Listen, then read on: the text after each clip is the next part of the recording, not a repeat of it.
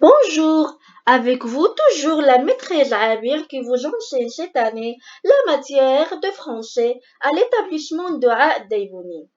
Je m'adresse à mes élèves de CE2. J'espère que tout va bien. On est le 1 juin 2020. Mes chers élèves, comme vous savez, on a terminé notre programme.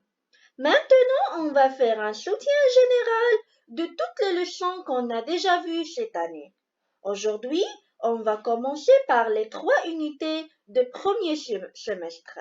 Unité 1, unité 2 et unité 3. D'accord? Allez-y.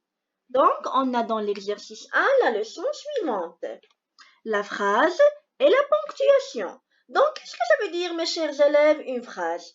Une phrase, ça veut dire est une suite de mots en ordre qui a un sens. À l'écrit, elle commence toujours par une majuscule.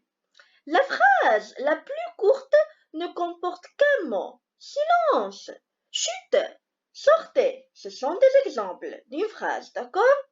À l'écrit, une phrase se termine toujours par une ponctuation forte, soit un point d'interrogation, soit un point d'exclamation, soit des points de suspension. Par exemple, j'étais très jeune, donc c'est une phrase. Donc, on va ajouter à la dernière phrase un point, d'accord? Que remarques-tu? On va ajouter à la dernière phrase un point d'interrogation. Quel délicieux festin! Donc, on va ajouter un point d'exclamation. Par exemple, quel beau paysage! On va ajouter un point d'exclamation. Est-ce que vous avez bien compris la leçon? On va ajouter quoi? Un point d'interrogation. Bravo. Bravo mes chers élèves. C'est très simple la leçon. Donc, la question est la suivante. Ajoute un point ou bien un point d'interrogation. Donc, on a combien de phrases? On a 1, 2, 3, 4, 5. On a 5 phrases. Que penses-tu de la fin de ce film? B. Nous nous dirigeons vers la sortie. C. Avez-vous trouvé vos clés? Est-ce que tu as vu ce film? L'auteur éprouve de la joie en se rappelant sa maison d'enfance. Donc, chaque phrase, vous devrez remplir les pointillés, soit par un point ou bien un point d'interrogation. D'accord? C'est très simple, mes chers élèves. Bravo! Passons pour expliquer l'exercice 2. Donc, l'exercice 2, c'est la leçon les pronoms personnels de conjugaison. Donc, c'est quoi les pronoms personnels de conjugaison? C'est je, tu, il, elle, on, nous, vous, il avec S et elle avec S. Indique quoi? Indique qui fait l'action. C'est le sujet. D'accord, mes chers élèves? Donc, on a je ou bien j'ai apostrophe ou bien on ou bien nous désigne quoi? Désigne les personnes qui parlent. Par exemple, j'étais très jeune. Nous pensons à toi. Passons pour voir les autres pronoms personnels, mes chers élèves. Écoutez bien.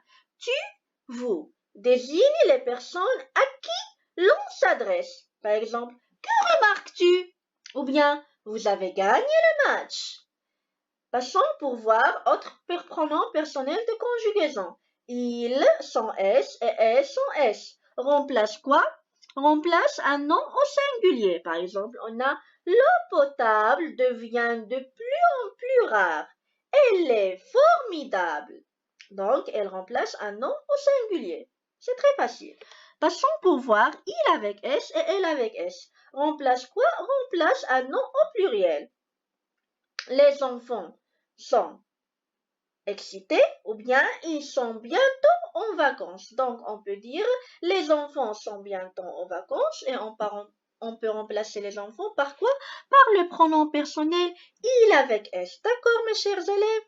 D'accord. Donc, la question est la suivante. Complète avec le bon pronom personnel. Donc, soit par je, tu, il, elle, nous, vous, ou bien il avec S ou bien elle avec S. On a combien de phrases? 1, 2, 3, 4, 5, 6. On a 6 phrases. S'appelle Cristiano Ronaldo et footballeur. Donc, vous devrez remplir les pointillés par quoi? Par le bon pronom personnel. B, le samedi soir, dansons le tango. C, Pierre et moi sommes au collège.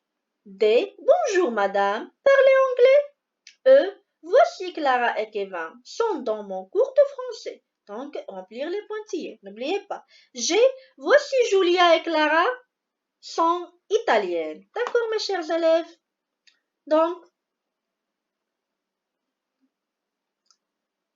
passons à l'exercice 3. C'est la leçon de groupe nominal, nom et déterminant.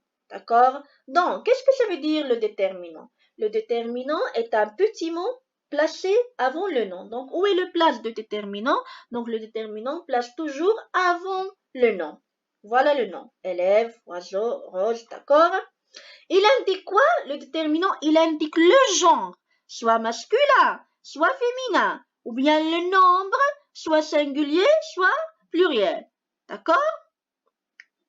D'accord, mes chers élèves. Du quoi? Du nom. Donc, les déterminants sont un, ou bien une, ou bien des, ou bien le, ou bien les, ou bien L apostrophe.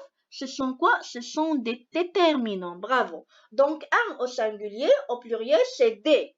Le au pluriel, au singulier ou bien la au singulier, ça devient au pluriel les. Écoutez bien. D'accord, mes chers élèves? Donc, les déterminants, et le nom forment quoi? Forment le groupe nominal. Donc, le groupe nominal, maintenant, vous me rappelez bien? On a déjà vu cette leçon. Le groupe nominal, c'est le déterminant plus le nom. Par exemple, les animaux, c'est un groupe nominal. Les déterminant plus animaux, nom. Bravo. Le nom est l'élément essentiel du groupe nominal. Donc ici, dans la question, complète ces noms avec le déterminant au singulier qui convient. Voilà les élèves, les oiseaux, des roses, les boulangères, des marchés, des bonbons sont quoi? Sont des noms, mes chers élèves. Bravo. Élèves, oiseaux, roses, boulangères, marchés, bonbons sont aussi des noms. Mais ici, on a les noms au pluriel et ici, on a les noms au singulier. Donc, il reste quoi? Il reste de remplir les pointillés par le déterminant qui convient.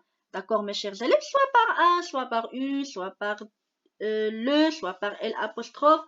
D'accord, mes chers élèves? J'espère que vous avez bien compris les 3 exercices. Allez, mes chers élèves, travaillez. À la séance prochaine, Inch'Allah. Merci de votre attention.